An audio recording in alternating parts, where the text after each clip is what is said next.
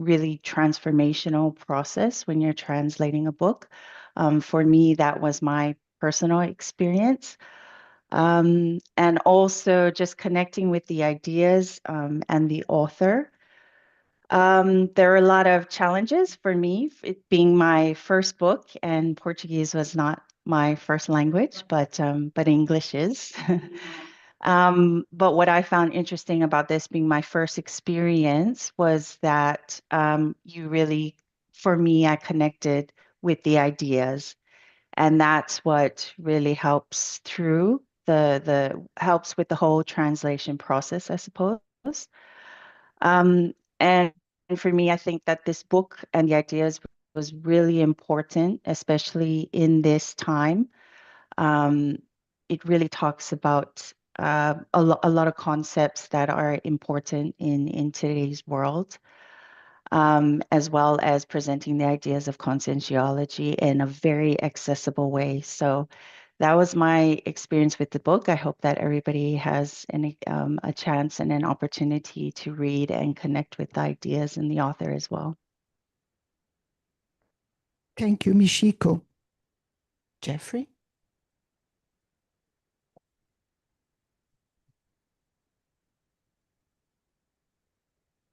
So for me, it was very interesting, even like taking the book as a revisor. So I worked as a revisor on this book.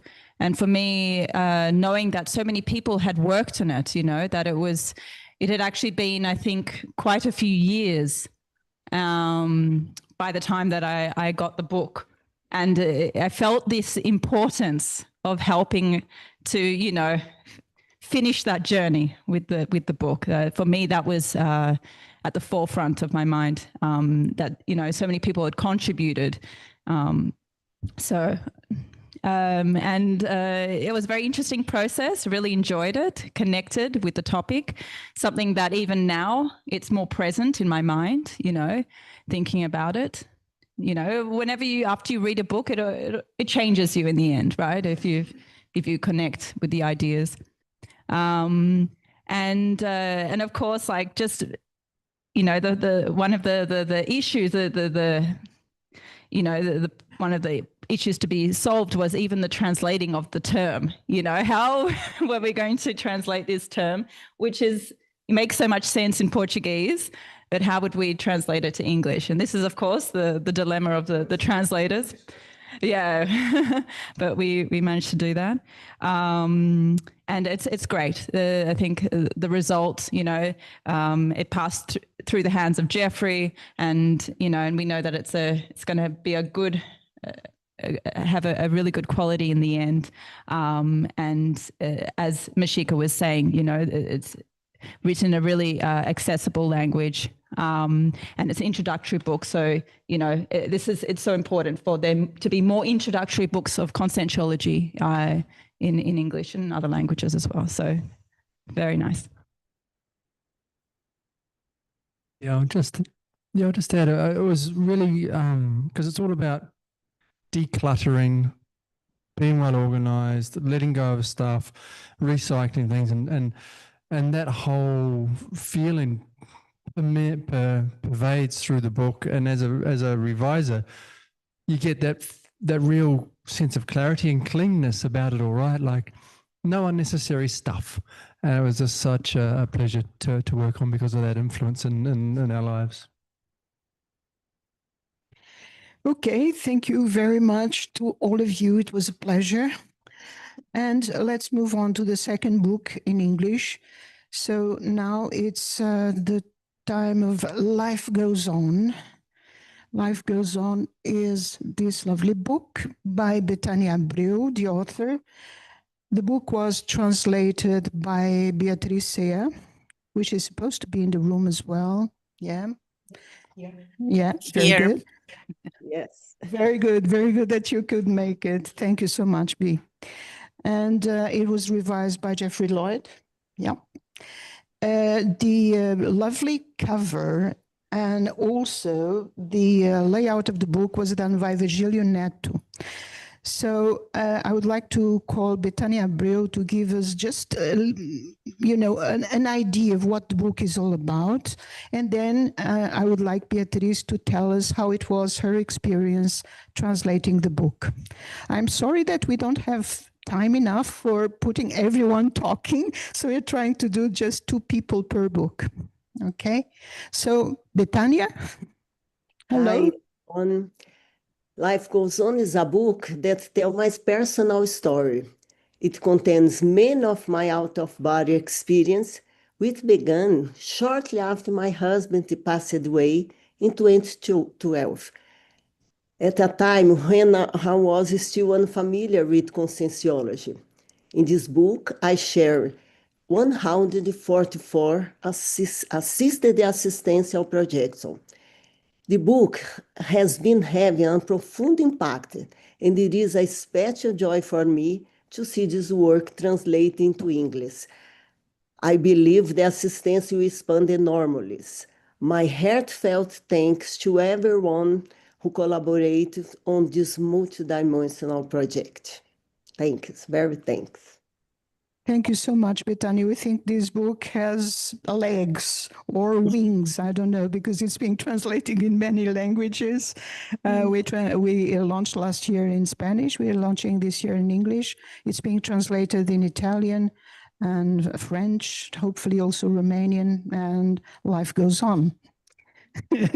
Very happy for this. Very, very happy. Thanks. Beatriz, your turn. How is it for you to work with this book? Well, it was a privilege for me to translate Life Goes On in English. What motivated And me Spanish was... last year. And in Spanish last year, yes. Yeah. And I went with Betania to Montevideo for the launch there. She also launched the book in Buenos Aires too. And we saw the reception of the people, the reaction of the public, that made it very clear that the book needed to be in English too. So it is a book that the content is very, very special because it's filled with details, with experiences, with Betania's experiences that teach about profound themes, right? Very deep topics, such as the out-of-body experiences, life beyond the physical world, the importance of affective maturity also in relationships, because it talks about the topic of detachment when our loved beings depart, right? And we have to let go because they continue their experiences, and nobody loses anyone because we all meet in other dimensions. So the topics are really, really deep.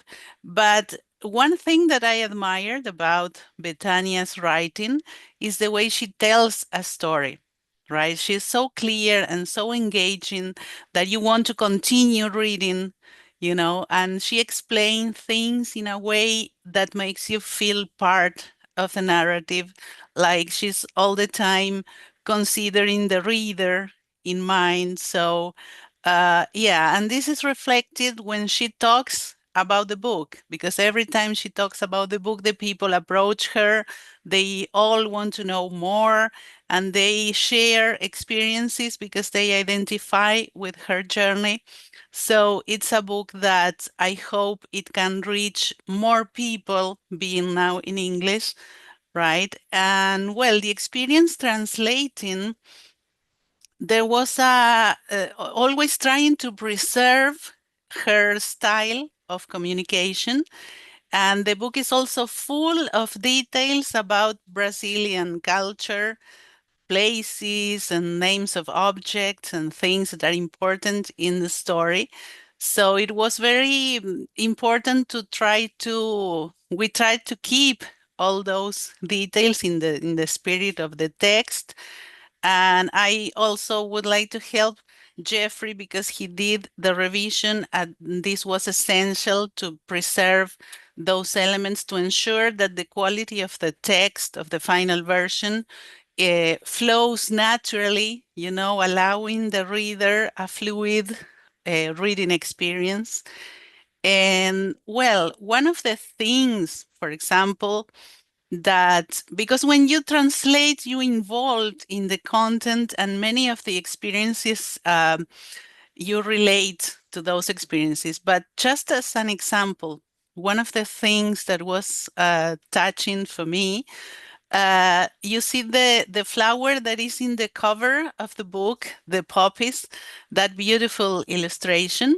That flower also reminds me of my childhood because it was a time when I was filled with emotions, with this idea that life was going to be great and to live a life with purpose. So there was a lot of expectation in that moment. And I think that connects me with Betania because this is maybe something related to previous existences, maybe the intermissive course, who knows? So it was really, really very, very interesting, the experience of translating. And well, I hope that this book reaches a lot of people, right? Now that it's in 3 languages. And yeah, I'm very, very thankful. And it's been a great experience. Thank you so much, Beatrice. Yes, it's very assistential in all sorts of ways. And when you read it, you can feel all the energy and you can feel the extra physical team.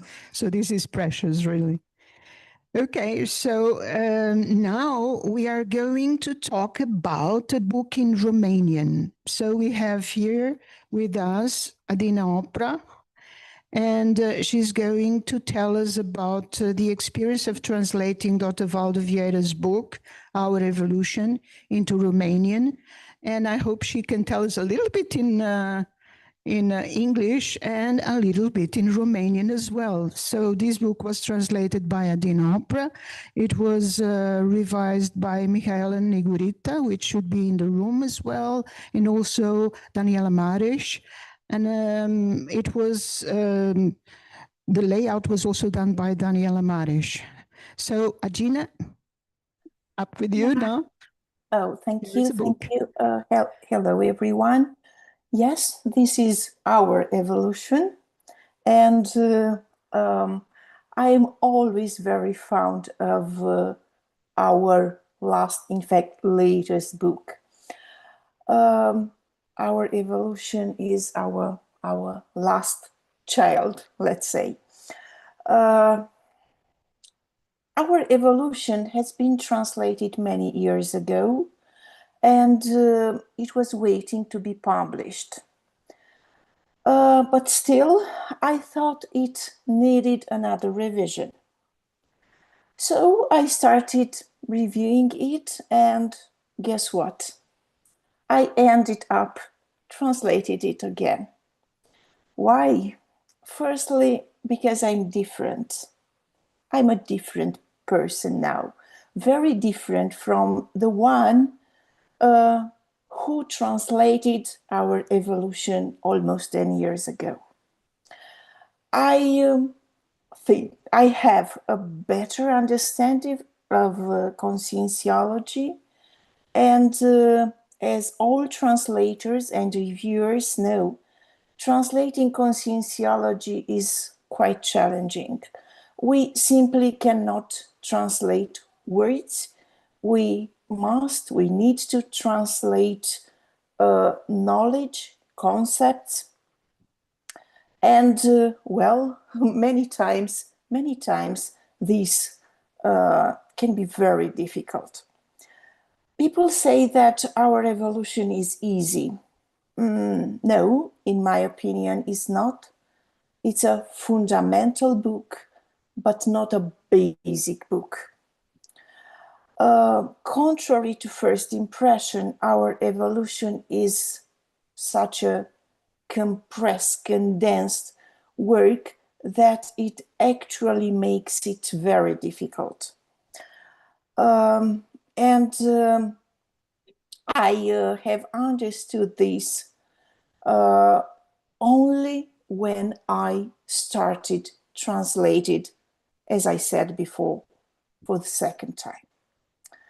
But beyond my experience with these book translations.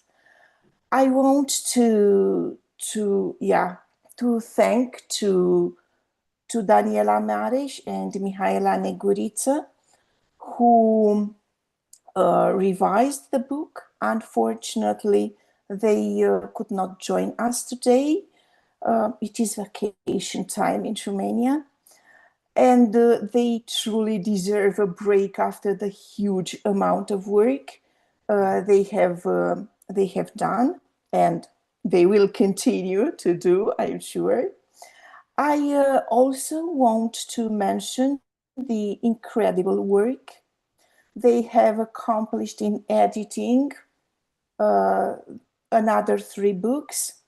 Liliana spoke about the anti-energetic rubbish, but Daniela and Nikki worked a lot editing Manual de la TNP in Spanish and Manuale de la Proesis. I apologize, I don't speak Italian. I thank them sincerely, and I also wish to thank to our expert editor who prefers to remain anonymous. I also want to mention Ana Maria Opra, who contributed to the revision of the Italian manual. So this is our team in Romania, and last but not least, I want to thank EDITARES that has the disponibility to edit Romanian book, and specifically to Roberta Bouchardet, the responsible for the Romanian books, a very supported introphysical helper. And I also want to thank very much Liliana, who has always been a friend of Romania. In fact, I think that she must have been Romanian in a previous life. And well, here we are, ready to continue our work, to translate other books, and looking forward to seeing you again next year. Thank you very much. Thank you, Regina. Thank you so much. So now abbiamo 2 libri in italiano. We are going to start with a book for children. And this book is Il piccolo ricercatore, Memorie e vite passate. And so that's the little researcher, Memory in Past Lives, with text and illustrations and layout by the author Deborah Klippel, which is in the room. Yes, she is in the room. Well, and we had the translation by Leonardo Palma Malinverni. He could not be present, but he left a little video, very nice video, to tell us about his experience translating the book. And we had the book was revised by Marilene Posati Amadori, who is here with us. Hello. And okay, so let's start with hearing Deborah a little bit. Tell us a little bit about this book, Deborah. Hi, everyone. It's very nice to be here with all of you. I'm very happy to be launching this book today in Italian, a language that for me has a deep connection with the theme and the story of my own past life. And of course, the theme of the subject of the book, that is about past lives, memory, researching past lives, and Syriaxology. The little research, Memory in Past Life, is the second book in the series, but the first one being launched in Italian. And I'm truly grateful for the support of many hands in translating and promoting this work. I know Lili is the first one that is my helper, in intraphysical helper, let's say. And of course, there is many people that are involved in distributing, talking about the book, and being part of this project that's not only mine. I hope to soon have it printed in Italian so it can be distributed locally, together with the group that I know is starting to grow there. Today we have Guido here. I saw there is in Sardinia, and also I don't know who else here is in Italian, is in Italy today. The book tells the story of Luisa, that is named as my daughter, and her friends, who set out to investigate whether our memories and current preference might come from other lives. Along the way, they learn about self-research, friendship, and the importance of truly knowing ourselves. My goal is to encourage children and also adults to ask questions, to investigate, and to value their own experience as source of learning. So I think that's it. Thank you, Deborah. That was lovely.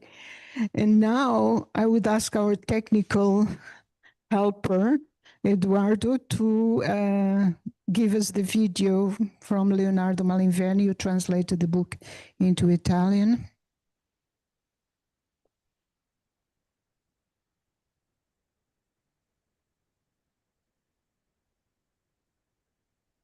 Here we are.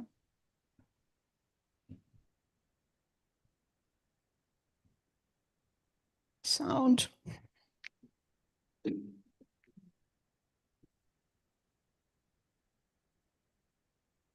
Muito baixinho.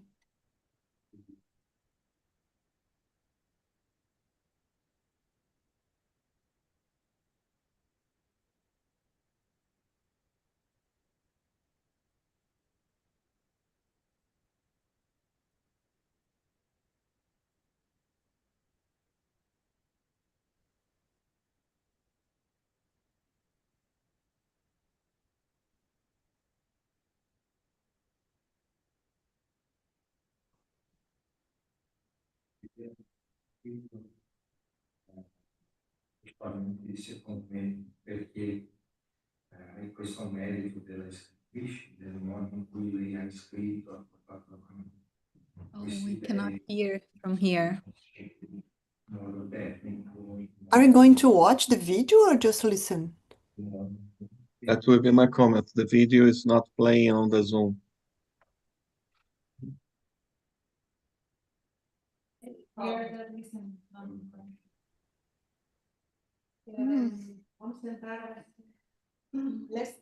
Let's try to put it in Zoom so that they can hear it.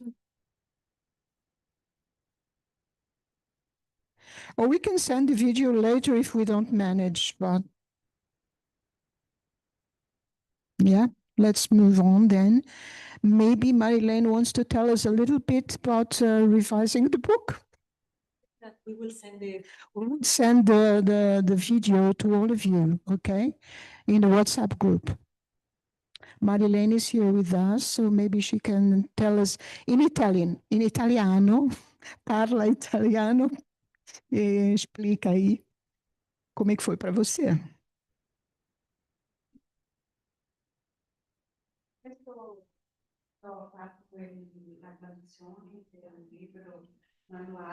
Não, ainda não é esse, ainda sobre o da Débora, um pouquinho. O microfone dela não estou ouvindo. Pode ir de novo. Agora? Testing, testing. Sì?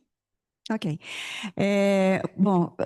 Quindi buonasera a tutti. Quindi questo libro della Deborah Kippel, ho fatto la revisione e per caso ero l'anno scorso in solo in terra italiana, ho fatto di lì, ha fatto Leonardo la traduzione, io ho fatto la revisione. È stata un'esperienza gradevole. E è successa una cosa molto interessante nel tradurre e nel revisionare questo libro, perché è molto gradevole il modo come lei scrive e la revisione, si fa sempre la revisione quando uno ha tradotto prima, ma c'è sempre cose da vedere. Ma ho avuto un'esperienza, perché parlare dell'esperienza, di avere una paratecnologia. Nei miei lavori energetici ho avuto un giorno l'ispirazione dei sostenitori e mi hanno insegnato a plasmare un casco che ho anche disegnato e è evoluto questo, perché io sono anche dislessica, sono una dislessica che fa traduzione e revisione e quindi questo casco che lo metto energeticamente qua, mi mette in testa, c'è un dispositivo qua e entra qua in testa una cosa che va dentro al cervello e qua dietro. Poi ho guardato il cervello, punta giusto nelle aree del cervello che c'è bisogno per la concentrazione e per proprio la revisione verbale. E quindi quando faccio questo lavoro subito metto e ci porta poco per fare. Quindi è un'esperienza molto interessante e per il libro è stato molto leggero, molto gradevole. So Marilene was telling us that was a very interesting experience because extraphysically, the helpers helped her with a specific extraphysical sort of cap that would help her to focus because she has dyslexia, but she still does translations, revisions, and she has a lot of extraphysical help there. So this is great. Okay, so we will be sending you also again Eduardo's video on a WhatsApp group. And now, or the WhatsApp group. Okay, yeah, we'll see that. Or in the website, yes. Okay, or both, we will see.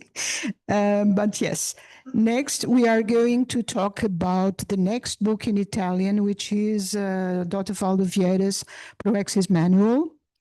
Manuale della Proesis, which was translated by Marilene Posati Amadori, and this time this revision was by Guido Furesi, which who is also in the room. Yes, Guido. And yes, I had a little hand on it as well. Yes, I am here. And also Anna Maria also worked on it as well. So we're very happy that we made it on time to the launch. So Marilene, give us a little in Italian. Okay. Go.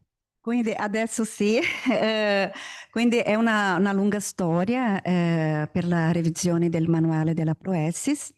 Io nel 2010 mi sono trasferita in Italia per 4 anni per studiare e facevo il volontariato anche della Conscientiologia, però ero sempre abituata a lavorare e studiare e lì era un periodo che dovevo solo studiare, avevo tempo. Non si parlava di traduzione, delle traduzioni, però il manuale della Proexis è anche stato il primo libro, perché è un argomento molto caro a me, il primo libro che ho comprato della Conscientiologia. E quindi stavo pensando cosa faccio, ho preso il libro e ho detto farò la traduzione perché così mi connetto, sarò connessa con la Equipex, con i sostenitori. E ho iniziato a fare nel 2011 Ho finito nel 2012 e ho deciso di fare un capitolo al giorno e così è stato fatto. Non ho avuto nessun problema, ho fatto tranquillamente, però tutto che è successo attorno è che è stato la cosa, perché non è stata una semplice traduzione. Nel 2024, l'anno scorso, sono tornata in Italia e ho fatto, perché ho imparato di più l'italiano, un'altra traduzione e poi quest'anno, insieme a Guido, che parlerà dopo, abbiamo fatto anche la revisione finale.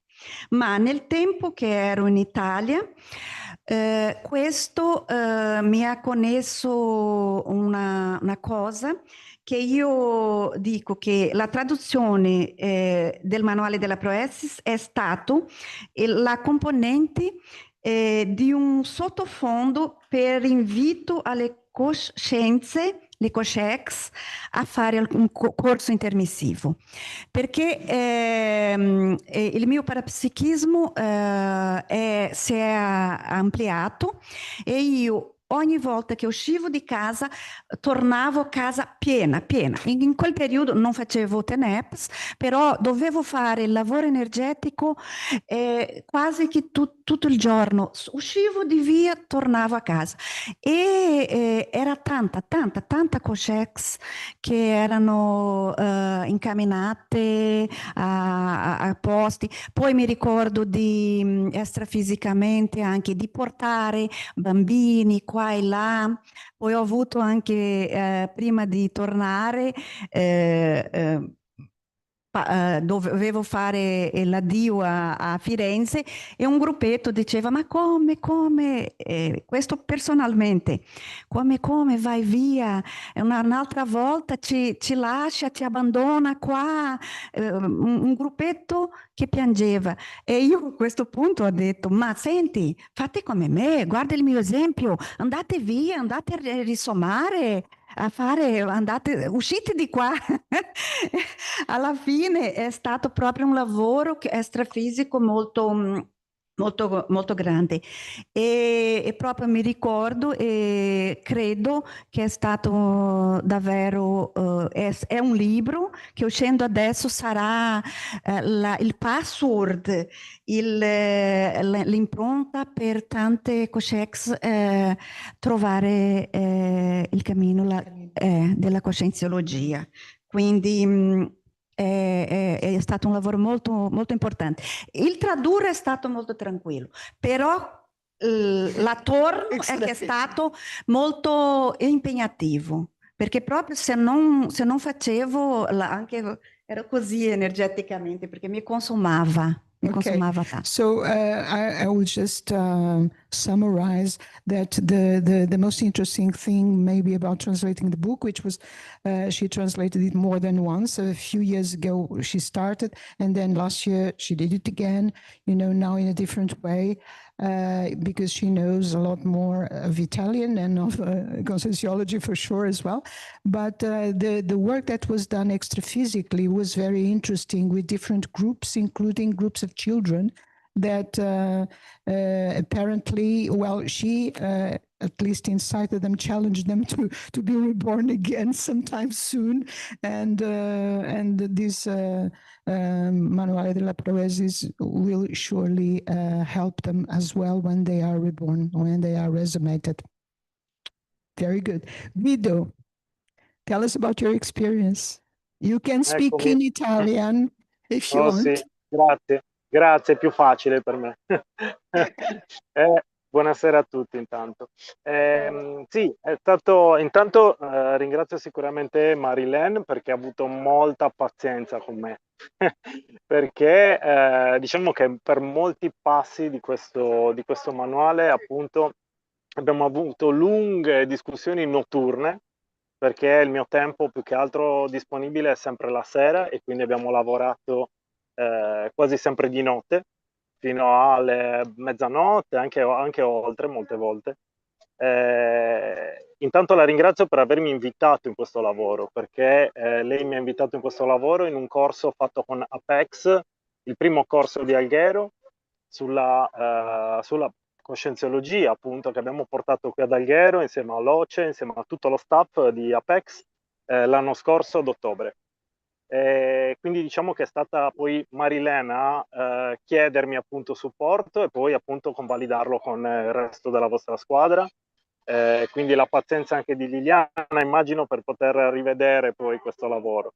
Per me è stato un viaggio molto particolare, direi unico, perché comunque non avevo mai collaborato nella traduzione e adattamento di testi da lingua straniera, né tantomeno né nel mio campo, mi occupo di cosmetica e marketing, quindi tutt'altro settore, né tantomeno per la coscienziologia, appunto.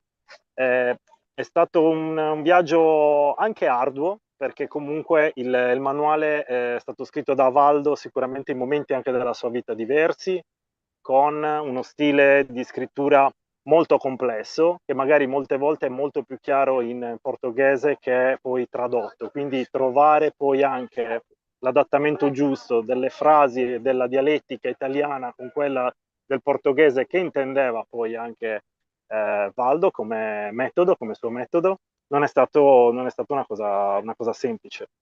È stato, ripeto, per me un bel viaggio, perché comunque mi ha dato la possibilità di comprendere e di approfondire anche tantissimi concetti che comunque sono compresi appunto nel manuale.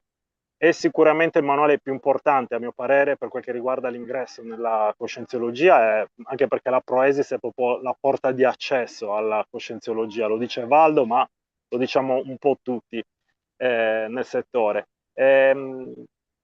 Penso sia stato fatto un bel lavoro, poi stiamo a vedere un attimino quale può essere il ritorno. Sicuramente un primo libro, comunque uno dei primi libri in italiano, che darà una grande mano alla coscienziologia, anche per l'ampliamento poi di quello che è appunto la coscienziologia in Italia, perché appunto anche nel mio studio di tanti anni nella coscienziologia, io studio coscienziologia comunque dal 2012, e il grosso del problema appunto è non trovare comunque testi in lingua.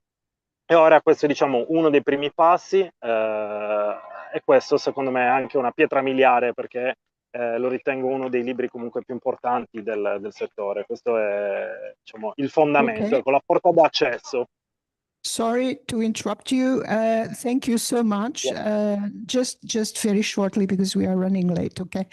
Just to summarize, Guido had meetings, so they did the revision of this book like in meetings, generally at night, and it was a very good opportunity also for him to go deeper into the conscientiological concepts. You're saying the book, Dr. Valdo Vieira didn't write a very easy book, so it was a bit difficult, because it's always difficult to put the Portuguese of Valdo Vieira into any other language and find we try to find the middle term, the middle way, so to speak, not to lose what he wants to say the way he wants to say, but sometimes you have to say it in a bit different because it's a different language. But it was a very good work. Yes, piacevole. Do you want to add something?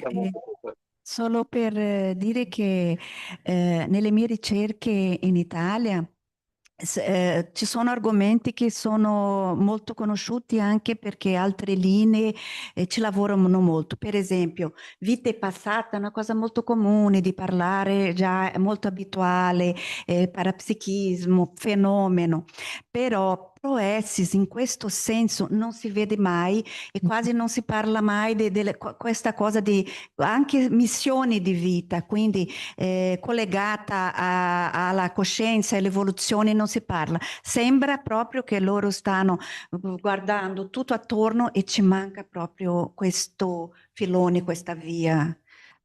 Okay, so Marilyn was saying that there are some subjects that are already very common. In Italy, people talk about past lives and things like that, but not exactly about these the contents, right, of the concept of proexis. Or about life mission. So that's something that people don't discuss that much. So this book will surely help people to think about this.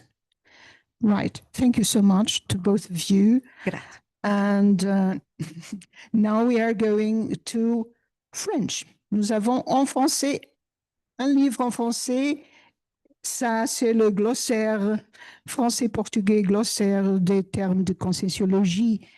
So we have the French-Portuguese glossary of essential conscientiology terms, which was done by a group of our French helpers here, were, let me read all the names, organizers of this glossary, translators and organizers were Marlise Combé, I think she is in the room, Jean-Pierre Combé, Jacqueline Nahas, Marcelo Rouanet, Regina Esterman.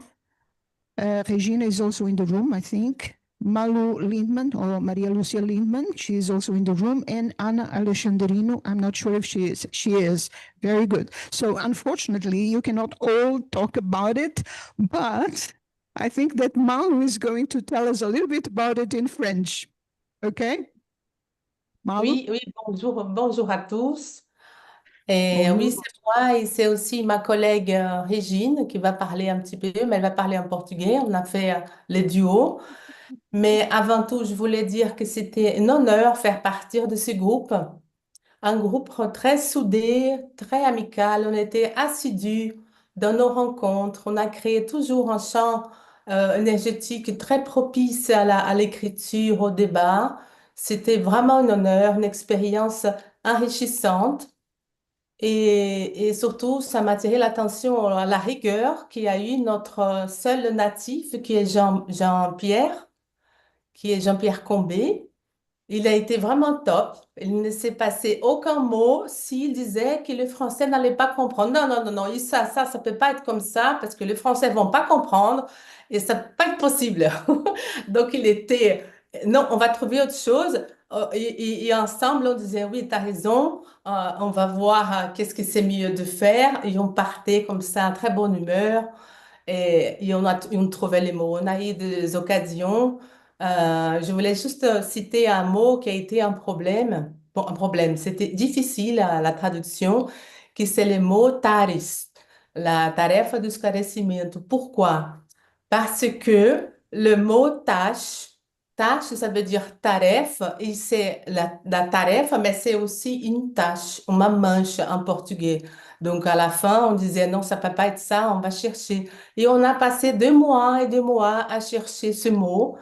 Et on a fini pour trouver un argument de poids, je ne sais pas si on dit comme ça, mais qui était l'origine latine du mot,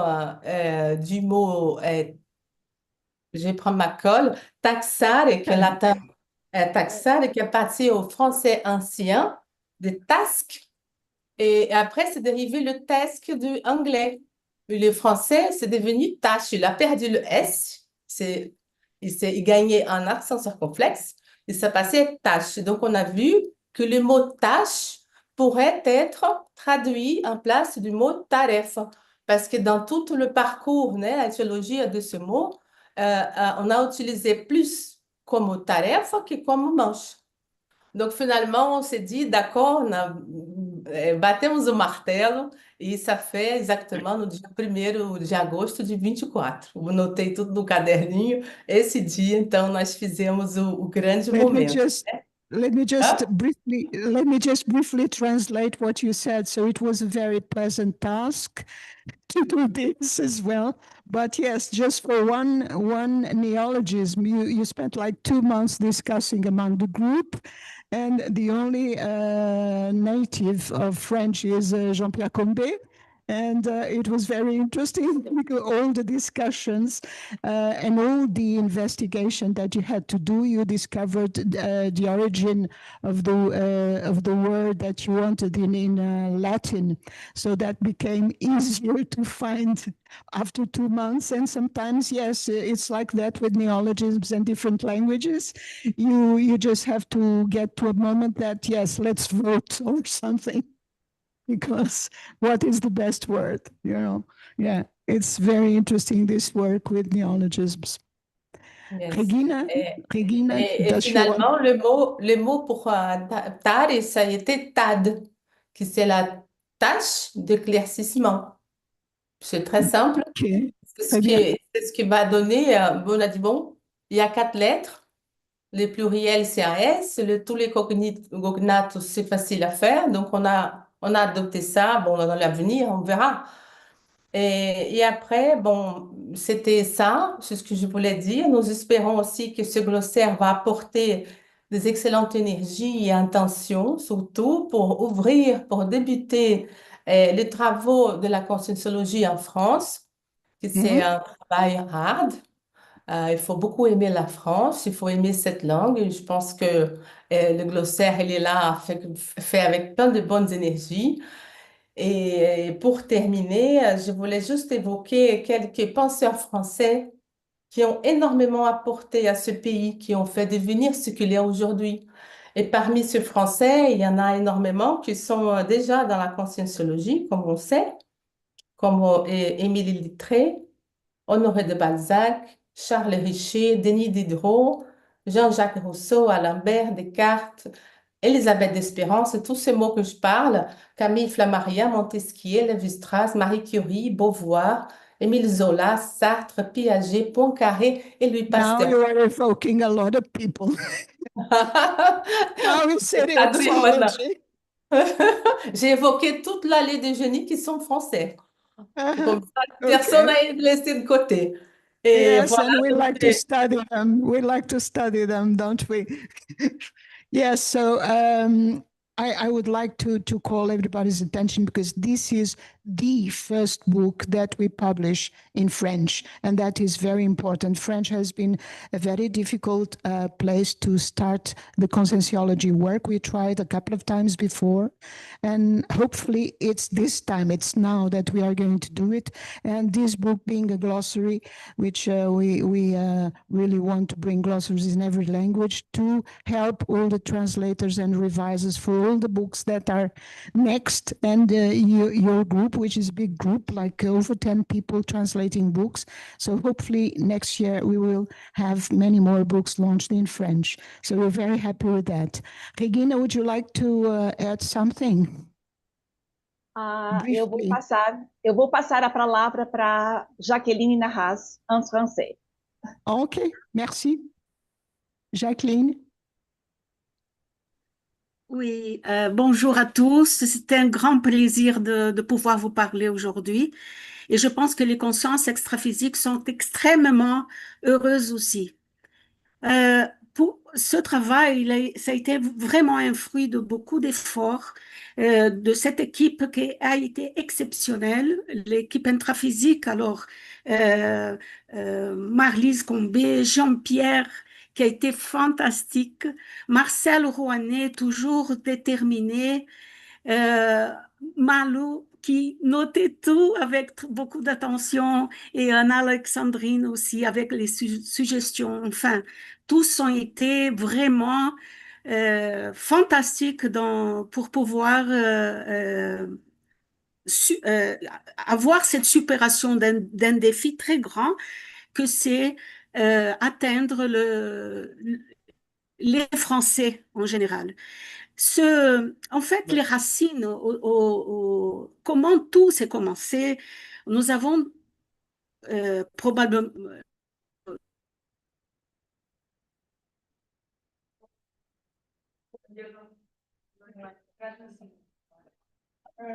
Okay, so Jacqueline was sharing with us. Ce n'est pas très facile pour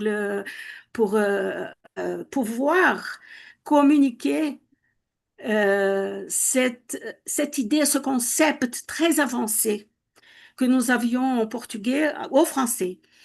Et après, nous avons invité par Regina Esterman, nous avons travaillé avec d'autres personnes sur le dictionnaire de conscienciothérapie,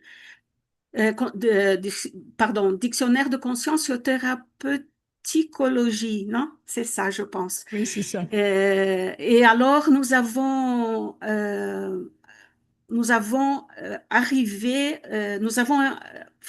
fini ce travail Quand on a commencé, c'était 2021 et nous avons fini et pratiquement nous avons joint avec ce glossaire. Alors, je peux pas m'abstenir de parler de Eliane avec toute la motivation qu'elle nous a passée, Eliane de Sineo, et vous-même, Liliana. Enfin, nous avons eu beaucoup d'aide dans toutes les étapes successives de ce travail. Nous avons fait des réunions hebdomadaires, bimensuelles, ça veut dire chaque 15 jours. Nous avons travaillé vraiment avec tous les efforts que nous avions pour ça. Et l'équipe extraphysique, ça veut dire les consciences extraphysiques qui nous aident, ils ont été fantastiques aussi. Nous avons eu tout l'appui que nous avons eu besoin parce que ce travail, c'est un grand défi de passer exactement des concepts, des idées et que je souligne ici que les Français, ils veulent savoir.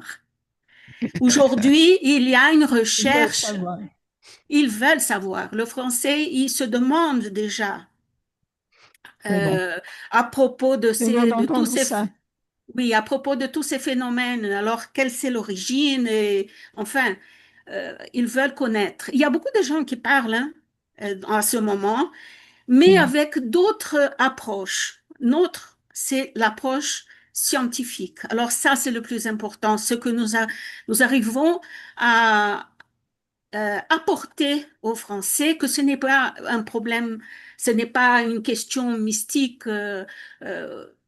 C'est plus que ça. Ça veut dire qu'on peut étudier le parapsychisme avec de manière scientifique, ça veut dire, avec cette approche scientifique. C'est ça que je voulais dire.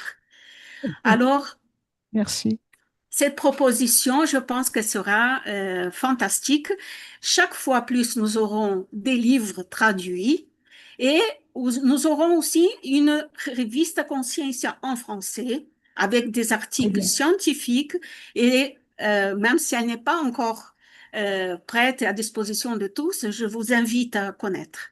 Bon, c'est ça, je pense que j'ai tout dit. Je remercie toute l'équipe.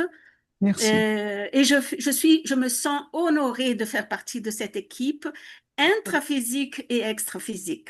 Et Conscientiologie, nous allons en avant. Merci Marcelo, merci Eliane, merci Liliana, merci Ana, Malou, Regina, merci Jean-Pierre Combé, fantastique, Jean-Pierre, qui nous a aidé beaucoup. Et Marlise, que ça a été le grand moteur aussi de ce livre. Merci à tous. Okay, so I cannot translate everything into English, but Jacqueline shared with us that it was hard work. Yes, they started a long time ago and lots of meetings, but it was very good to work together. And also the extra-physical team that worked with them, it was very happy. And we are happy as well because we like words. We are also senile, right? Eliane Vosloo. All this, she is the mother of the mother glossary. All the glossaries are little children. And so she works, we love works, we love words, Eliane and I. So we are very happy with it. And as you said, Jacqueline, and I'm very happy that you told us that now the French are ready and that they are asking questions and that we have a science that we are building together and that we can give them different explanations for the basic questions sometimes, people have in their lives, right? So I am very happy in this moment. Thank you to all of you. Thank you. So now let us go to another glossary. This time is a mini glossary in Japanese, and we are doing here the official launch internationally. So it's a mini glossary in Japanese that was prepared for the group of conscientiologists that went to Japan back in May this year. And they went to the Expo Osaka. Yeah. And so they prepared this lovely, lovely glossary. And let me tell you who are the group. It's a very big group. So we have Keiko Asaoka, Marcos Akira Hattori, Marta Yoshi Takahashi, Michelle Hiata Lopez, Oscar Kenji Nihei, and Renata Aoki. And I think we have here today with us Akira Hattori, and Oscar Nihei. So, and I hope they can tell us a little bit about the huge challenge that is translating Conscientiology. I would like to show my little book. It's so beautiful. And I would like to, yes, I would like them to tell us a little bit how it was, facing this huge challenge of translating Conscientiology neologisms into Japanese, which is such a different language. Now we have challenges with new languages that are very different from the languages that are based in Latin. So we are going out of these comfort zones, other languages that we still don't know much about, but we are very excited that we have people arriving that are working in these languages. So, Marcos? Hi, everyone. Thank you. Thank you very much, Lily. So, first of all, we would like to thank Isaac and the group that organized the International Week for inviting us. And this English-Japanese mini glossary was published by EDITARES this year. And we are here representing the other co-authors of this work. That is Keiko, Marta, Michele, and Renata, who unfortunately could not be present today. So our journey in this project began in February, from February 2024, last year, alongside the Nipoteca team, with one clear goal: to translate Conscientiology terms in Japanese. And as a foundation, we used the 600 terms from the English-Portuguese Glossary of Essential Conscientiology Terms. And through weekly meetings, we developed our own translation and review methodology and deepened our understanding of Conscientiology concept in the Japanese language. So the purpose of this work is to give the Japanese speakers and all who use this language access to these terms, and through them access the Conscientiology. Special attention was given to the intermissives. And so we would like to highlight the technical support and warm guidance of Eliane Woslav in the early stage of this project. And this mini glossary represents 40 essential Conscientiology terms. And basically the idea for this initial and condensed edition came from the Parascientific Expedition, Expo Osaka 2025. And our aim was to distribute it during our visit to Japan. So this initiative received the support of the expedition coordinators, Luciana and Paulo, the guidance of Lani Galdino, and all the technical assistance of the EDITARES team. And this project, thanks to the 47 generous donors, we were able to print 500 copies for free distribution, especially at the World Expo 2025. So I now hand over to Oscar to continue this speech. And good afternoon. Are you listening? Can you hear me? Yes. Yes? Okay. Thanks for the invitation. Continuing the presentation regarding our methodology, every translation decision was guided by the commitment to preserve the conceptual essence of Conscientiology terms. We may say that this was no small challenge, since the Japanese language is linguistically and grammatically very different from both English and Portuguese. Translating Conscientiology neologisms required conceptual precision combined with linguistic, semantic, and cultural adaptation. We always aim to clarity to prevent any conceptual distortions. The project began with only 3 members. Over time, as affinity with the work grew, so did the team. Today, after publishing this mini glossary, our group has 9 active members working to translate the remaining terms. These first copies are also meant to encourage continuous improvement. For this reason, the work's introductions invites readers to contribute suggestions to future editions. At present, those interested in acquiring the mini glossary can find it on Amazon. Finally, we would like to thank all those who have supported and continue to support this project. In addition to those already mentioned, our gratitude goes to Kazuko Takahashi, Regina Yuki Nakamura, and Tomoyoshi Yamada for their valuable suggestions that enriched this work. We also thank Eliana Alexandra for her careful review of the English text and her precise guidance throughout the process. Many other volunteers have contributed to editing process and final production of the mini glossary. We thanks for everyone. And of course, a special thanks for Professor Valdo Vieira for his constant encouragement in the writing process and in the task of classification. And thanks for everyone. One of you, Akira or Oscar, both of you, can you give us a little bit of the Japanese taste of it?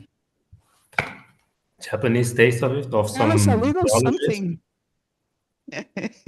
Yes, Marek will understand. Okay, Marek let's. can translate. We have someone in the room that can translate. Okay, we have here one term that is cosmoethics.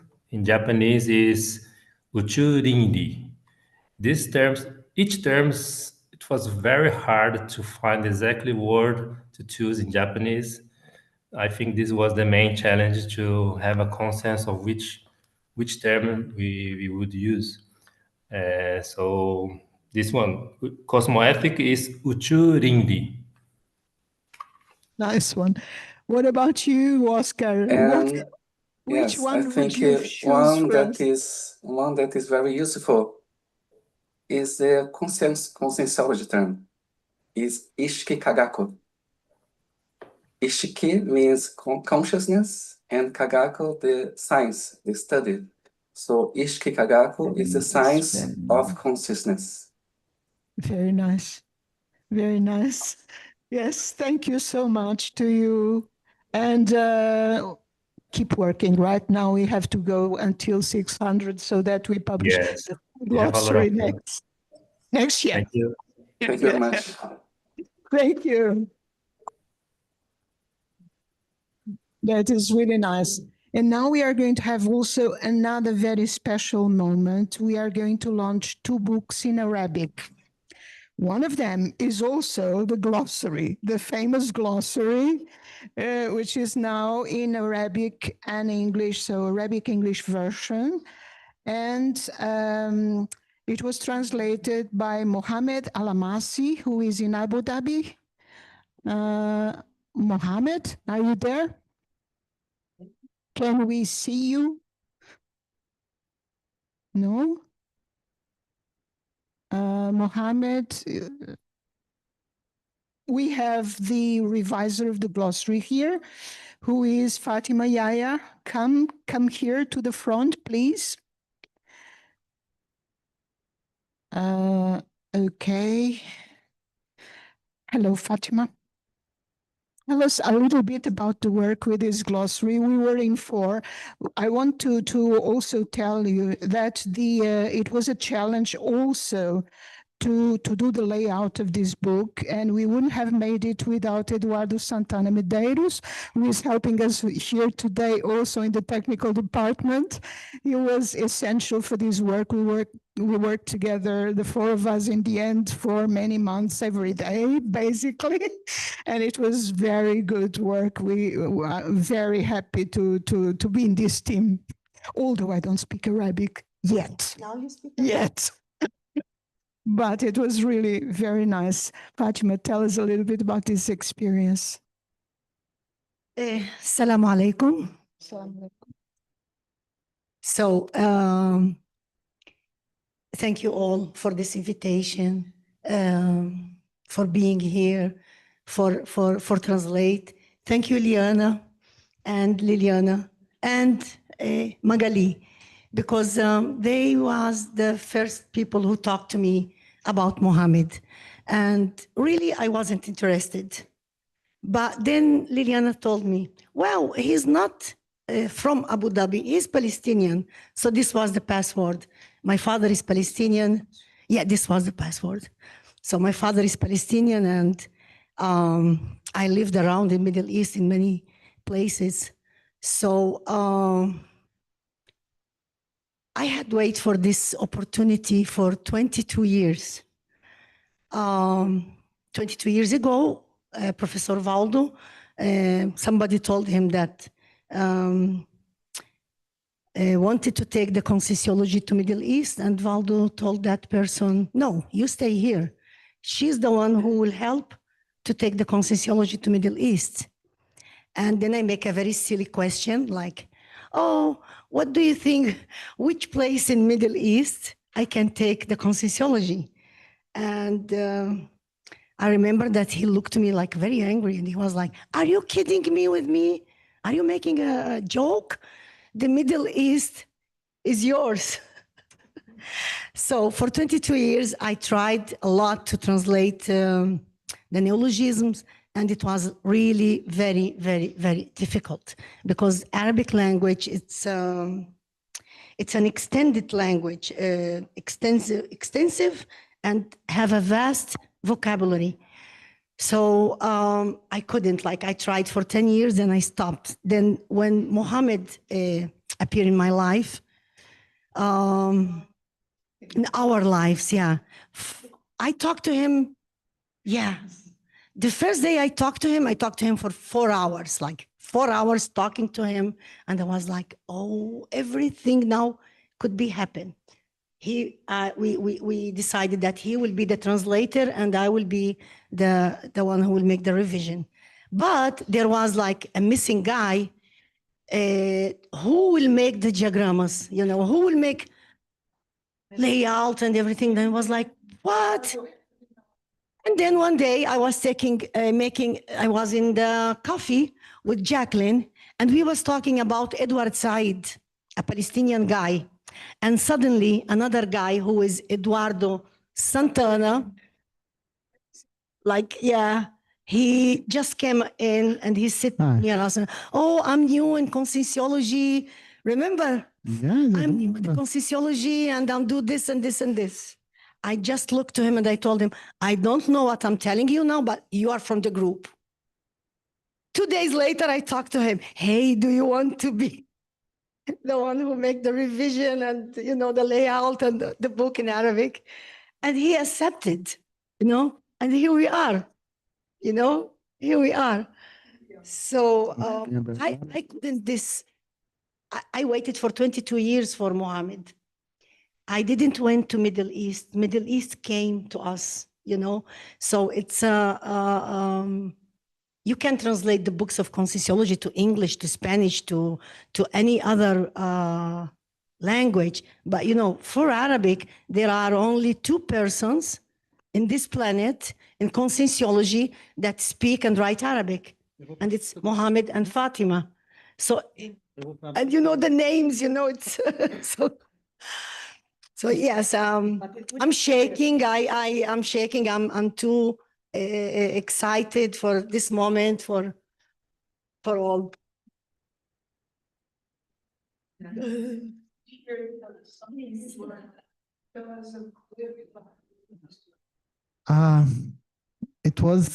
We have to redo a lot of work, at least for me. We're doing the design, the layout of the book. And we had a lot of meeting with Muhammad, you know, just became friends. And it was just a big challenge because I have no idea. And there's something funny because when we choose the font of the book, then he sent the font and I use the font No, actually, I choose one font, and then they saw the font. He saw the font and said, "Oh, this font is ugly." I said, "Okay, then send me another one." He sent me. Then I use, when I open it, it's the same. It's just lines. No, it's much better. It's okay. Just line, just draw for me. But that's okay. But there was a moment that we said sometimes this is not Arabic, because can you not see that the letters don't get to don't link together? So no, we cannot see. And there was another thing with Fatima, when we were working and we were just fixing some emphatic sentence. And then I could just tell by the layout of the text, and which we should break the line, where the line should break, In fact, how can you tell? Because I was looking for the English version and the Arabic version. No, it's not there. It's below. Go next page. How can you tell? Can you read? And sometimes she just speaks like, if I knew Arabic, no, it's there. No, I don't read. Actually, I was talking to him all the time, thinking, I don't know how, that he know Arabic, but he showed that he know a lot. Like, he know a lot. I was searching for the word Valdo, and he was like, "Oh, it's in the second." And I was like, "What? How he do?" And Arabic is, you write it from the right to the left. It's and it's not a letter. It's just a designs, So how he could do it, I don't know, But here we are. We had finished it. Lily, can I show just one page just to show how beautiful is the Arabic? Can I? Let me see if I can do this. Okay. Just to see it. Beautiful, right? That's it. That's it. And there's one other thing different, because the book, the glue it's different. The glue is in the other side. Yeah. So that's yeah. Lily, você tá sem. Like the Arabic word in the Arabic alphabet, you don't have the word, you don't have V, and you don't have the P. So and we don't have the W. So we stay like 1 month to decide the name of the Professor Valdo Vieira, because he became Faldo Vieira. And then the other thing that Mohammed had done that it was great, he didn't translate the neologism. He kept them like they are in Portuguese, a little bit different, like proaxis, it's with P, and in Arabic we say bruaxis. Like, so I have a lot of words, yeah. But for me, it's like, I love when I talk to the students of Mohammed. Mohammed have so many students, and and they all talk about extraphysic experience and out of the body, and then they say like this in Arabic: "Oh, today I went out of the body, and my psychosoma." And you looked and he's speaking. So they speak in Arabic, but the neologism, they are in Portuguese, So this is great, when you talk to people, it's another language, but we kept the neologism as they are. Thing is, when we are now discussing different languages that... Vinícius, o seu microfone está falhando. Oh, sorry. Okay, so one other interesting thing when now discuss other languages is that we have to be consensual openness, right? The theme of this International Week, we have to be open enough to understand that we are connecting with different cultures, not just different languages. So it's not just about translating neologisms or words. It's a whole new world because, for instance, there is no punctuation in Arabic. So it doesn't matter if the book has commas, full stop. There's nothing, you know, that's totally different. It's like Japanese, same stuff. If we go to Chinese, same. There's no capital letters. So when we say, oh, the face has to be in capital letters, what is that? You know? So it's a whole thing for us. Yeah, and we translated in 7-8 months. We had finished 2 books. No, less than that. 5 months. We did 2 books. Did I revise 2 books in 12 months? So yes, because we are talking about the glossary, which is going to help a lot, right? And the other book that we are coming out with is Our Revolution, and also in Arabic. So, Roberta, can you show us the beautiful one?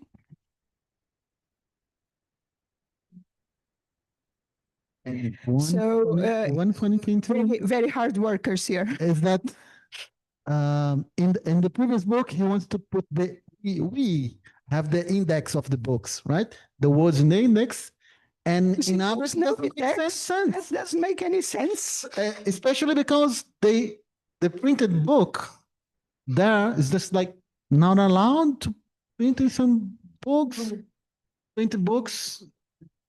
So anyway, Amazon doesn't. The thing is the index in Arabic, what Mohammed explained to me is that each word can be said in many different ways. So it does make sense if, are you going to put, I don't know, 4, 6, 8 different ways of saying one word, each word of the index, because it's much more complex. So, and books in Arabic don't have index. And the distribution of the books will be primarily in digital books. Yes, that's the idea, because that's how, for the Arab world, that's what they do. They go on Amazon.com and they order the book and they download the book. So next step will be to do the layout for the ebook. The ebooks. So that's your next step. Actually, I have a list of me and Mohammed. I'm telling you for the first time now. We have a list of 22 books that we want to translate it to Arabic. We are already doing the what comes next. What comes next is Proexis manual. That's the one. Can I make Yes, he's already starting revising it. May I ask a question? How is the acceptance of these books, these conscientiological books, into the Arabic market? Are they open for selling it? Do they allow to sell books? Yes, as I was saying, the way the Arabs do is they go on the American Amazon and they buy and download books. Simply as that. But they will have to be an ebook because no physical books. Yeah, but the acceptance is huge. Yeah, I didn't know that. There's a whole tradition that is philosophical and cultural that goes into these areas as well. So for them is like is the future of what their tradition already was. So it's like moving forward now, building a science. Okay, good, because I remember Mohammed told me it was difficult to buy printed books in United Arab Emirates. They have that is why we want to do the book. Permission to have. Is Mohammed still not there? No. Probably if he fell asleep, maybe. No, it's 7 hours in advance there. 7 or 8 hours. So it's a lot. So it's odd. Yes, I just have a question for Fatima, because now you are on to your 3rd book that you're revising. Yeah.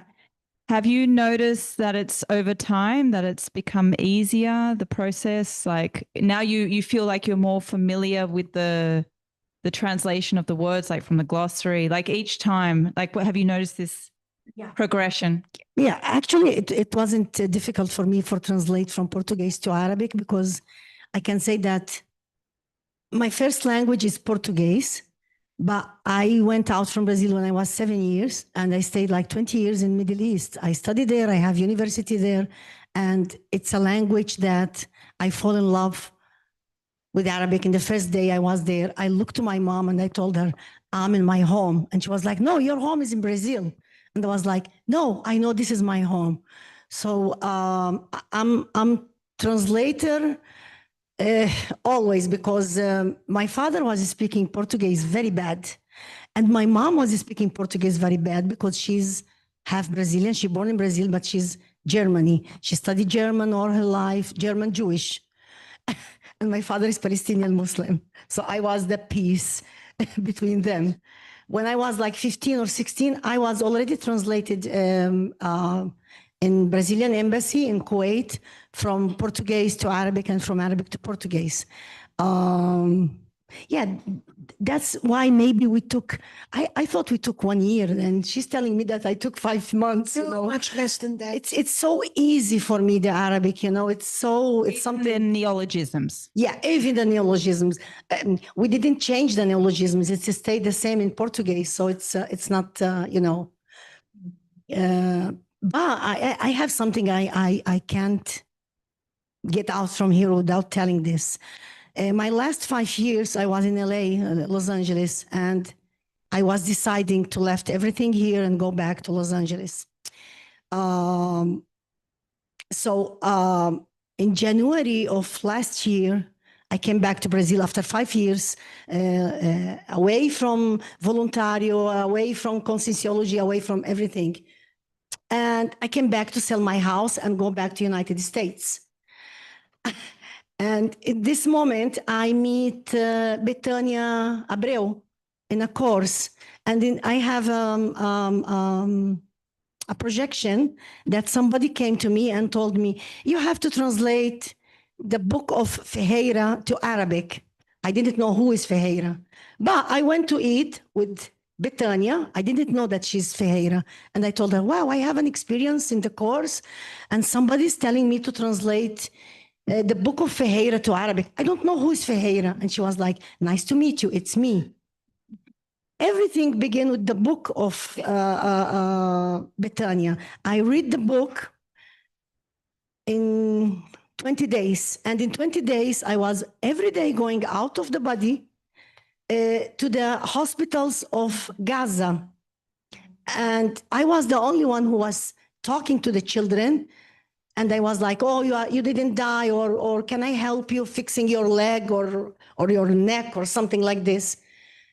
And after that, I thought, there is something else. So 2 months later, Eliane came to me and she told me about this guy. So I thought I wasn't interesting when she told, oh, he's from Abu Dhabi. Then she said the word, he's Palestinian. Then when I begin to talk to him, he said, Palestinian from Gaza. He's from Faixa de Gaza. Yeah, he's from Gaza. He said, I'm from Gaza. When he said that, I was like, okay, now I know the mission, you know. Now I know the biggest proaxis of ever, you know, mine. So yours and his. And he's so happy that, and this is one of the things that he wants to come and live here for a while, because he had foreign syndrome, right? He was telling me and saying, why was I born in such a difficult country if I have this proaxis? So he was supposed to be here today with us. Unfortunately, he couldn't. Yeah. He couldn't get his visa, but hopefully he will be able to get his visa soon, and he will come and enjoy all he is entitled to. Yeah. And then to finish, 3 months after appear Mohammed, suddenly Tal, Yahya appear in Siayaki, and also born in Palestine, Faixa de Gaza. But she's from 1988, and Mohammed is from 1988. They have the same age. Yeah. And suddenly I was with Jacqueline also there, and she came to talk to us, and she said, well, I will stay 2 days in Siayaki. I looked to her and something told me, tell her this. And I told her, and if I convince you to stay 2 years? And then I convinced her in that day to stay 2 years. And now she wants to stay forever. Well, now she's already translated our revolution in Hebrew, and hopefully we will launch next year. Something else. Her surname is Yahya. It's like mine. I'm Fatima Yahya from 1,500 years of Arabic Palestinian in Israel, and she's Yahya from 105,000 years of Jewish in Israel. So it's something, you know, and she's already translating the... And we should mention that Tali is from Israel. She's Jewish. She's Jewish, yes, 100% Jewish. She's Jewish. Mohammed is 100% Palestinian, and I'm half Palestinian, half Jewish, but I'm Brazilian with my heart. Okay, very nice, but now we need to move on and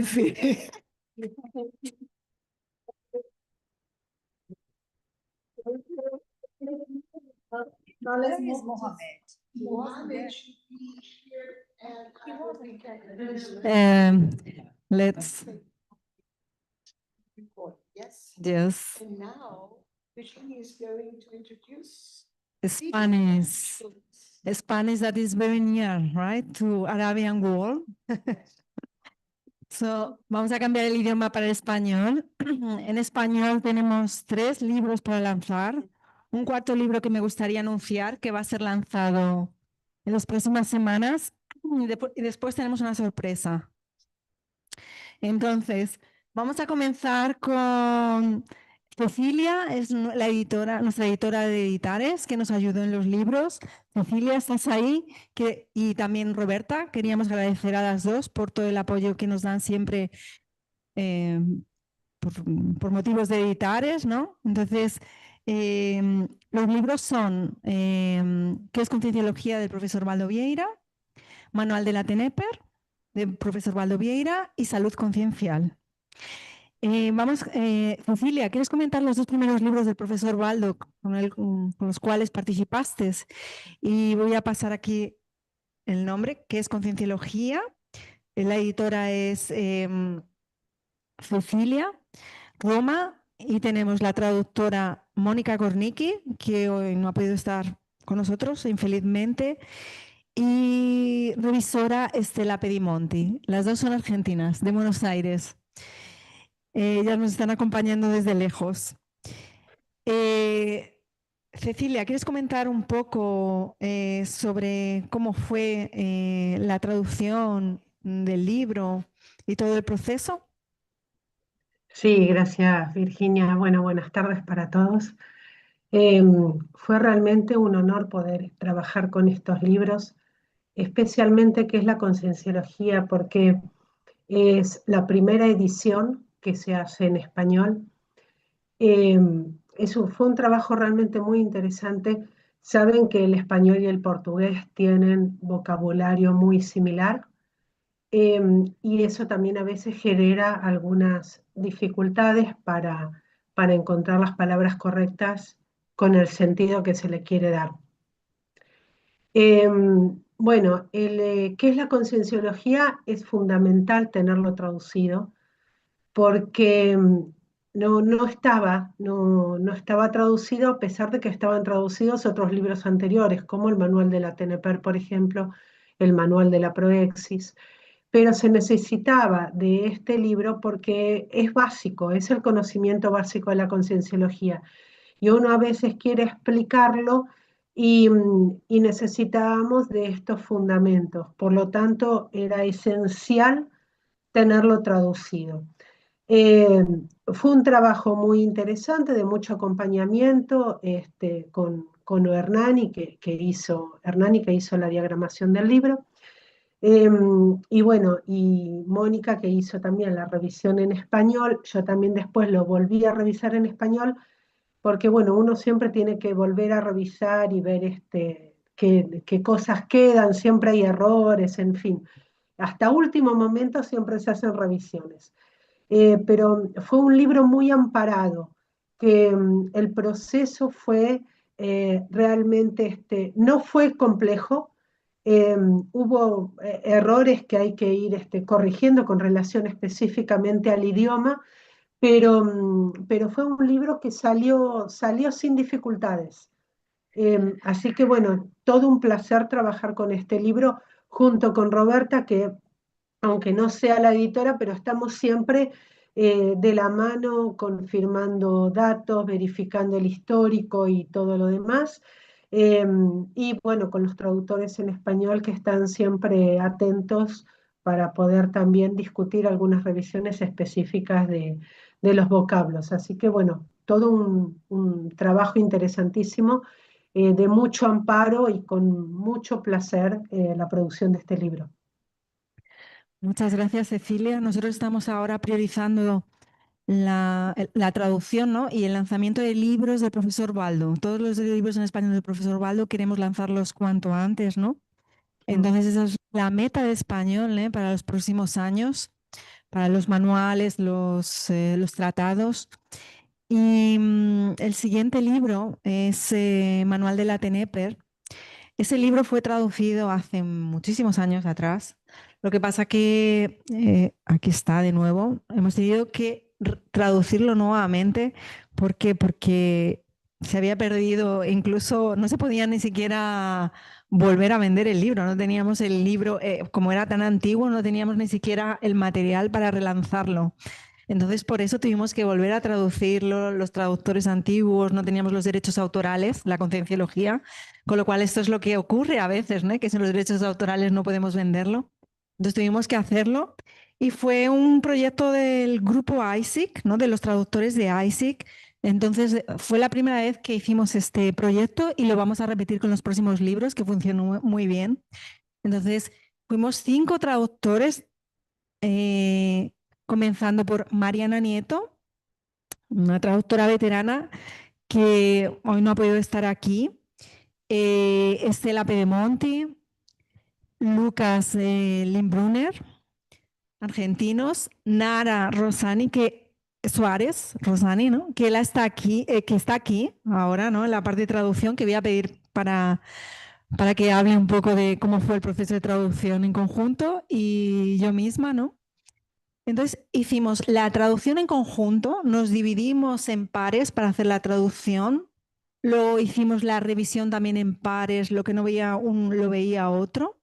Se llama tipo de traducción colaborativa, que existe, que es menos común que la traducción más tradicional, que es un autor, pero que existe y cada vez es más aceptado. Y nosotros, como somos un grupo más coheso, y no funcionó muy bien, conseguimos terminarlo. Y fue una buenísima experiencia, ¿no? De traducción y de revisión. Nara, ¿quieres comentar un poco cómo fue para ti esta experiencia? Boa tarde, pessoal. Foi muito Habla en boa. español, Nara. Nara también vive en Argentina, pero es brasileña. Só um momento, porque eu estou na sala de tradução, então eu vou baixar o volume aqui para não dar problema. Exacto. Está en una función doble, la atención dividida. ¿Te podemos ver? ¿La podemos ver a Ok. Nara? Ahora sí, ahora Agora sí. sim. Eu consegui. Bueno, buenas tardes a todos. Es un placer enorme. Me encanta estar acá con ustedes, poder hablar de la experiencia que fue conjuntamente junto con Mariana Nieto, con Lucas Limbrunner y Estela Pedemonte, Virginia también, que muchas veces nos aportó sus conocimientos para hacer la traducción del libro. Me parece que fue la mejor oportunidad, por ejemplo, para mí que he tenido, porque puedo aprender mucho más. No soy nativa, no, vengo del portugués y tengo eso muy fuerte, pero me encantó. La verdad es que fue súper interesante y la forma como fluía era espectacular. Así que yo agradezco mucho en nombre de todos. Muchas gracias, Nara. Cecilia, ¿algún comentario de este libro o pasamos para el próximo libro? Hay que comentar también que nos ayudó a cualificar nuestra TENEPER. Cada vez que tú traduces manual de la TENEPER, lo lees Disculpame, vuelvo para mi y hay una trabajo. cualificación, optimización. Sí, gracias. Siempre hay una optimización, ¿no? Del trabajo y de la TENEPER de todos nosotros. Entonces, siempre nos traen algo. Entonces, nuestra TENEPER comenzó a funcionar mejor, ¿no? Aumentó el nivel. Cecilia, ¿alguna cosa más? ¿Quieres comentar algo? Solamente reforzando el trabajo súper amparado que es con estos libros Y el manual de la TNPR volvió a salir como primera edición, porque en realidad hacía tanto tiempo que no se estaba revisando y había salido editado por otras instituciones que al salir en convenio entre ISIC y la EDITARES sale como primera edición, lo que también me parece súper interesante para considerar, porque tiene toda una energía nueva, ¿no? Primera energía, con todo un grupo, un equipo súper interesante de traductores y de revisores. Creo que es fundamental ese aporte para la producción del manual de la TNPR. Perfecto. Muchas gracias, Cecilia. Como siempre, agradecemos el trabajo de todos vosotras y vamos a pasar, bueno, para el tercer libro, que es de la editora EDITARES, Autocuidado, la dinámica de la salud integral. Las autoras están aquí, Fernanda Schweizer y Mariana Schweizer. Schweizer.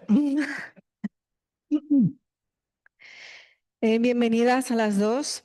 Tenemos como traductora a Mónica Gornicki, que infelizmente tampoco ha podido estar, como había comentado en el libro anterior. Revisoras sí está Beatriz Cea, Cao Peiru y Maricruz Lozano, que también es aquí con nosotras. Fernanda, bienvenida. Muchas gracias por estar aquí hoy con nosotros. Está lejos, no está aquí en Brasil. Gracias por el esfuerzo y, por favor, cuéntanos un poco cuál es el tema de tu libro. Sí. Buenas tardes. Es un placer estar acá con ustedes, hablar del libro Autocuidado. Quiero empezar agradeciendo a usted, Virginia, y a Isaac por todo, por la oportunidad, y también a Epígrafe, que ha sido la editora de este libro. Solo para lembrar que el libro en portugués fue publicado en 2021, y después, en 2022, el libro en inglés. Y Jacqueline Cohen, que ha ayudado tanto, ha hecho la revisión del libro en inglés. Y después, solo en 2025, que publicamos ahora, entonces, el libro en español. Las ediciones están en ebook y también para impresión. Y ahora, un extra, que estamos trabajando en la segunda edición del libro en portugués, ya que la primera edición de 1000 libros ya está casi agotada. Agotada. Sí, perfecto. Gracias. Entonces, las informaciones, quien desea saber un poco más dónde están los libros, que algunos están en Epígrafe, perdón, otros están en Amazon, pueden conferir en nuestro sitio web que Mariana ha postado acá en el chat. Y solo me gustaría pasar la palabra para Mariana, para las revisoras que están acá con nosotros, decir que es con gran emoción, estoy muy contenta. Y hay una otra cosa que es importante, que el libro no está en otros idiomas, pero la herramienta, el canvas de autocuidado, está en muchos otros idiomas. Mariana puede hablar de eso también, pero yo voy a pasar entonces la palabra. Y claro, muchas gracias, Fernando. Muchas gracias a todos. Es un placer estar acá y oír de todos los libros en diferentes idiomas. Y nosotros estamos intentando con nuestro material del autocuidado. Tenemos en portugués, inglés y ahora en español. Y fue muy interesante porque Fernando y yo trabajamos con diferentes grupos en español. Entonces, la herramienta traducimos y disponibilizamos hasta algún tiempo en el sitio, pero ahora tenemos todo el libro, que también va a surgir una historia en cuadrinos, no sé, un cómic que tiene las herramientas del libro en español junto con el Ministerio de la Salud de Brasil. y estamos intentando traducir las herramientas del Canvas para otros idiomas, como Fernanda ha dicho. Todo está disponible en el sitio. Agradecemos muchísimo el trabajo de las traductoras y revisión, de las personas que hicieron la revisión, que es un trabajo grandioso hacer sentido en otro idioma. Entonces, voy a pasar a ellos también para hablar un poco de su experiencia. Y es muy rico de intentar trascender el idioma para presentar las ideas en español, en nuestro caso ahora. Gracias, Mariana. Beatriz, ¿quieres comentar? Sí, me gustaría comentar que fue un trabajo muy grato y además interesante porque la revisión consistió básicamente en los términos médicos, que hay muchos términos del área médica. Entonces fue un trabajo como un poco de detective, porque fuimos buscando allí otras publicaciones del área de la salud para ver cómo se empleaba esos términos que se podrían traducir de muchas maneras, ¿no? Por ejemplo, uno que me acuerdo ahora es el de las tecnologías en salud blandas y duras. Entonces, claro, hay que buscar el término justo que los profesionales que son del área reconozcan, ¿no? Que está empleado allí. Entonces fue muy bueno y fue un trabajo también así en colaboración, en comunicación con las autoras, que eso a mí me encanta cuando es así, porque entonces podés aclarar, podés preguntar, a ver cuál es la idea que se quiso expresar acá, y entonces así el resultado sale mucho mejor, ¿no? Entonces fue realmente, y es un libro que como que a mí particularmente en el momento que me llegó ese trabajo, era un momento en el cual mi salud era como que no, como que necesitaba poner atención. Entonces el libro me llamó para eso, ¿no? Llama a la persona a poner atención a su salud y con este abordaje que es totalmente, es interesantísimo, muy diferente de lo que conocemos, ¿no? Es un abordaje integral donde invita a, digamos, nosotros en este mundo que vivimos, ¿no? Llenos de responsabilidades, es como que los problemas de salud te representan un inconveniente que vos querés como que resolver y deshacerte del tema. Y en cambio las autoras proponen que no, que hay que acoger esos síntomas y investigar y ver qué nos está diciendo, ¿no? Todo síntoma, toda incomodidad, todo problemita de salud nos está revelando algo importantísimo sobre nosotros mismos que a la luz del paradigma conciencial y de todo el método, ¿no? que traen las autoras en el libro nos ayuda muchísimo a rescatar eso, a reconectarnos con el tema de nuestra salud conciencial y el autocuidado.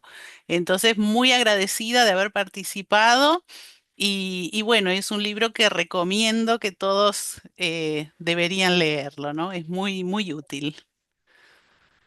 Muchísimas gracias. Muchísimas gracias, Beatriz, súper colaboradora. Muchísimas gracias, Maricruz Lozano. Gracias a las autoras por estar hoy aquí con nosotros, por toda la paciencia que habéis tenido para todos los autores. Y pienso que... Now we turn back to Yeah. First of all, I would like to thank Roberta Buchardi. Ligar seu áudio, Lili, está desligado, eu acho. Sorry, back to English. First of all, I would like to thank Roberta Buchardi, that has been the editor this year of all the books we're presenting. And this is for us very important. Her work, the work we do together is very good. And now we have a little treat for someone in the room. We are going to have a pre-launch of a book from an Isaac volunteer. So we are going to have the pre-launch of Virginia Ruiz's book, which it's not in Spanish yet, but hopefully someone will translate it soon. It's in Portuguese, but it's very important, I think, for all of us that are in the international. So that is international parexological migration. So this is a very important moment for all of us. Congratulations. And we have the editor with us, Chris Bornia. Família Editares.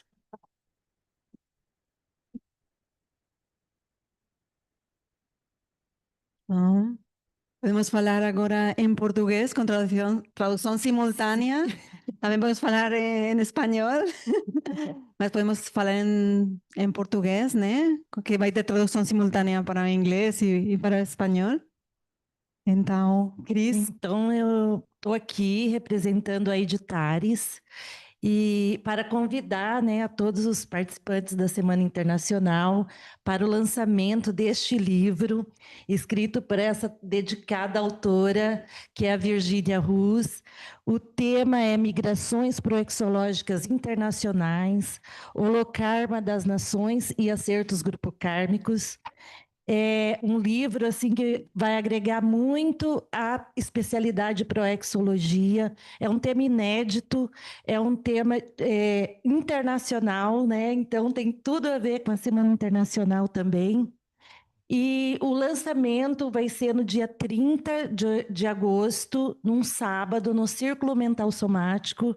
E depois, à tarde, às 17 horas, teremos uma live de lançamento oficial nos canais YouTube e Facebook da EDITARES.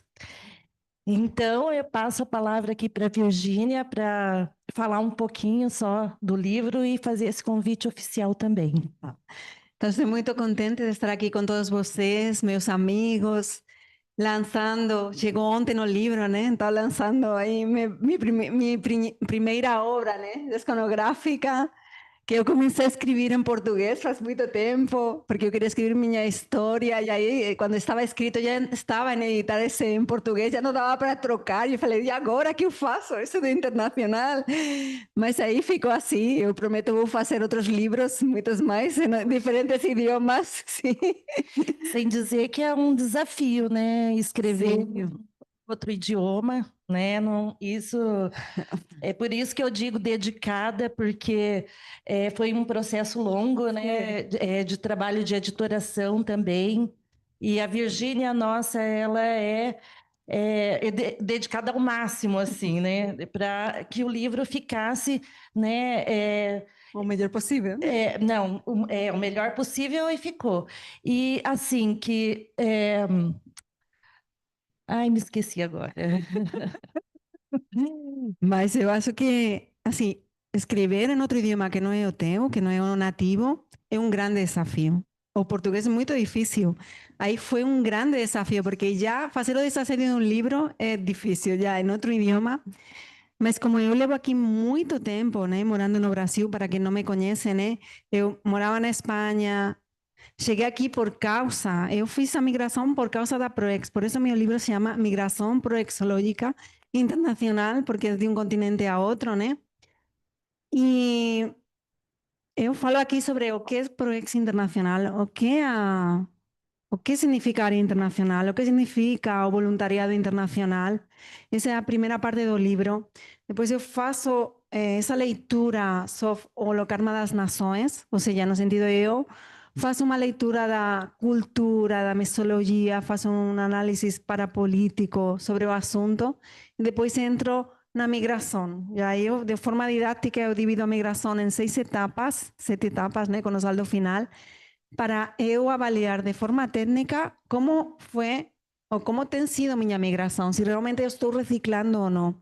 Mas eu quero falar que assim, eu passei por várias IFEs, né? Voluntariei na Simbexis, depois passei para a PEX, na área internacional, e depois passei para a ISIC. Mas eu penso que as maiores reciclagens que eu fiz foram na PEX, né? Primeiro que comecei, mas eu acho as maiores foram na ISIC, com todos os desafios do internacional que você precisa fazer, né? Então, quando eu chegava aqui, eu estava aqui em Foz do Iguaçu, e no início não sabia nem falar português. Eu cheguei, nos mudamos, né, de um ano para outro, tudo bem rápido. E aí foi um grande desafio, né? E aí quando você começa a dominar o idioma e tudo mais, fica tudo tranquilo, de repente você passa para outra IP que você tem que falar em inglês, e aí você, eu não dominava o inglês, aí você tinha aí todo esse desafio, né? Então sempre o internacional está cheio de desafios, né? Começando pelo idioma, mas eu penso também na reciclagens pessoais, né? Por exemplo, do abertismo consciencial. Então vocês vão encontrar universalismo, vocês vão encontrar temas sobre universalismo, sobre abertismo consciencial, Recomposição holocármica. Exato. Então, uma das coisas que eu penso que eu trabalhei aqui é a recomposição com o grupo. Você migra para um outro país e você faz uma recomposição com o grupo atual. Então, isso foi muito interessante. E eu lembrei o que eu queria dizer, que realmente esse livro, o leitor vai encontrar a teática da migração proexológica, né? Com relato, muitos relatos, muita casuística, verídica realmente, né? Então, está baseado em fatos reais. Muito rico, e eu acho que para a gente conhecer um pouco mais sobre a autora e sobre o livro, né, participem lá do lançamento no dia 30 de agosto. Isso. Ah, sim. Ah, é verdade, fechando a Semana Internacional. Exatamente. Vamos ter exatamente um mês internacional. Não paramos internacional, não paramos. O mês de agosto foi totalmente internacional, né? Então, agradecer a Editares, a Cris Bornia por ter vindo aqui, né? Que ela não mora aqui, mas ela veio, muito contente.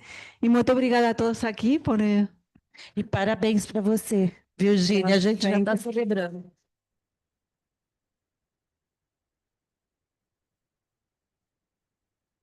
Like to borrow the microphone just for a few reminders and announcements. Today is the first day of the fifth week.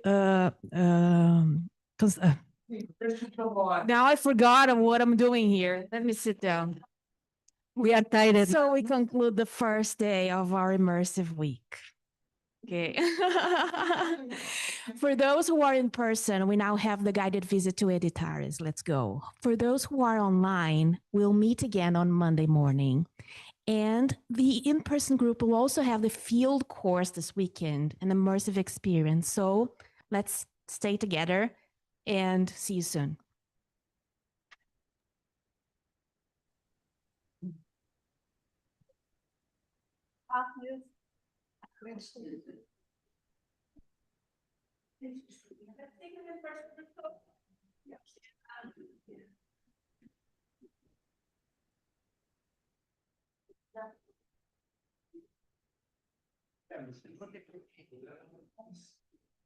Então não sai com ele.